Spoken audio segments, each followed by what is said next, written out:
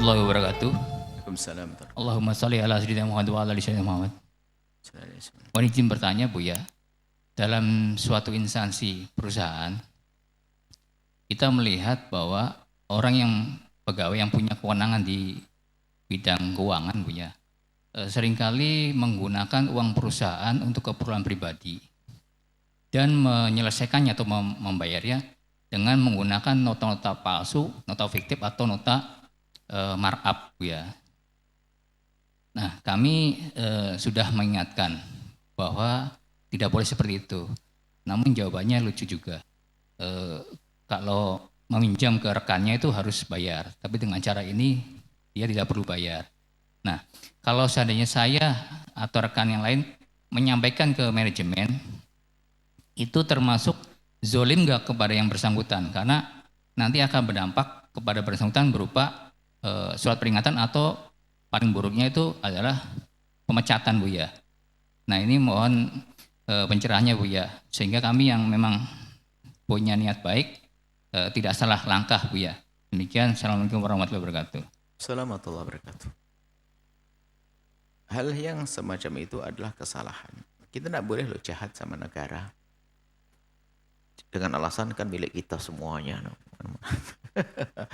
Ini kan kita kan, negara kan milik kita.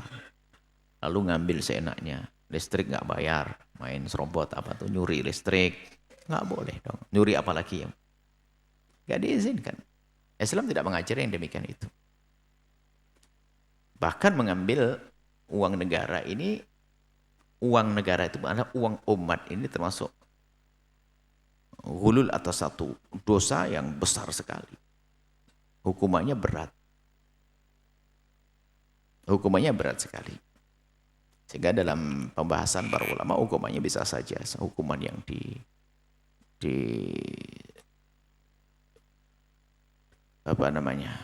dibunuh sampai ada semacam itu.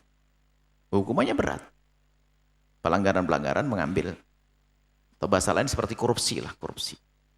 Kalau dalam peperangan itu adalah mengambil sesuatu yang sebetulnya dia akan mendapatkannya, tapi dia ngambil dulu. Rampasan perang yang belum dibagi diambil, dosa gede. Termasuk korupsi, dosa besar. Jangan main-main, korupsi dosa besar karena milik umat negara. Nah, kalau kita menemukan orang yang semacam itu ya kaidahnya sederhana, man ra'a minkum munkaron. Man ra'a minkum munkaron. Kalau kita melihat satu kemungkaran, falyughayyirhu biyadihi. Kalau memang kita bisa merubah langsung, ingatkan dia. Kalau ya langsung bagaimana merubah secara langsung. Kalau tidak ya dengan ngomong, dengan lisan kita. Kalau tidak ya pokoknya kita ingkar dulu deh, yang penting kita selamat, jangan sampai kita besok kayak dia. Itu kan minimal. Tapi kemudian untuk buat perubahan, nah ini baru langkah membuat perubahan itu. Yang pertama adalah jika kita punya kemampuan, ada kapasitas atau mungkin kelayaan kita, ya kita mengingatkan langsung. Tapi ingatkan yang halus dengan bahasa cinta. Bukan bahasa merendahkan dan seterusnya. Ingatkan dengan kalimat yang baik, kalimat yang baik. 1, 2, 3 kali kok tidak mau diingatkan, berkali-kali tetap saja, ya kita perlu.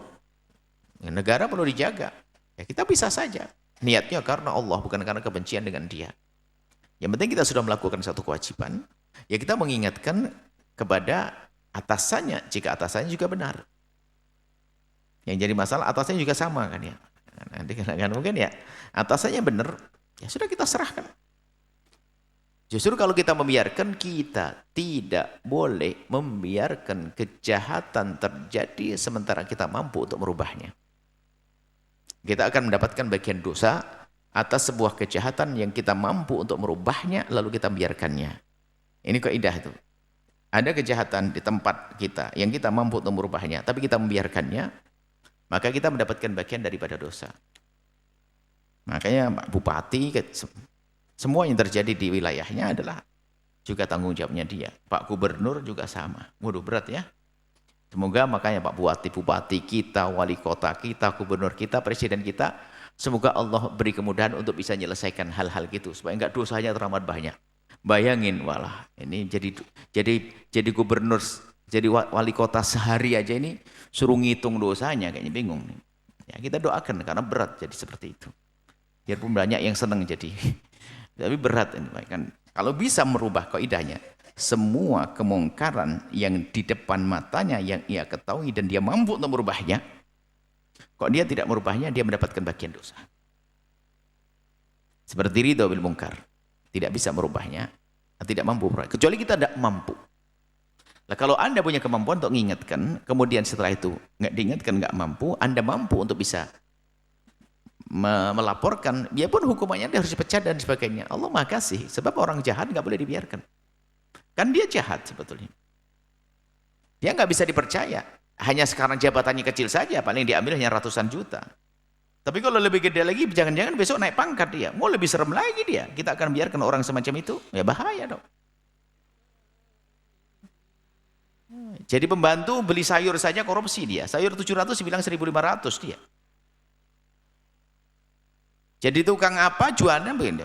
Pembantu ahli surga banyak, tapi yang tukang beca ahli surga banyak, tapi pembawa.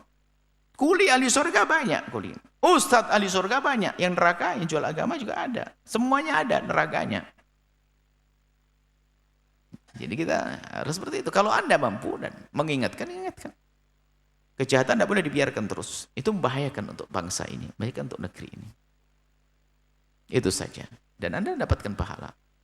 Di sisi lain Anda harus punya kekuatan, punya keberanian dalam hal ini. Baik, dan ingat kepada semuanya, ada hisab, ada hitungan di hadapan Allah nanti. Ada kehidupan setelah kehidupan di dunia, ya jangan melakukan hidup dengan cara berbuat zalim, melakukan keharaman dan seterusnya. Kita harus jujur ya. Jujur dan tulus. Wallahu a'lam bishawab.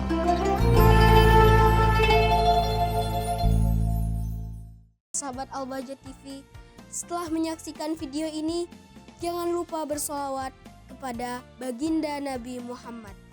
Shollu ala Nabi Muhammad. Allahumma sholli alaihi wa ala alihi wa sahbihi.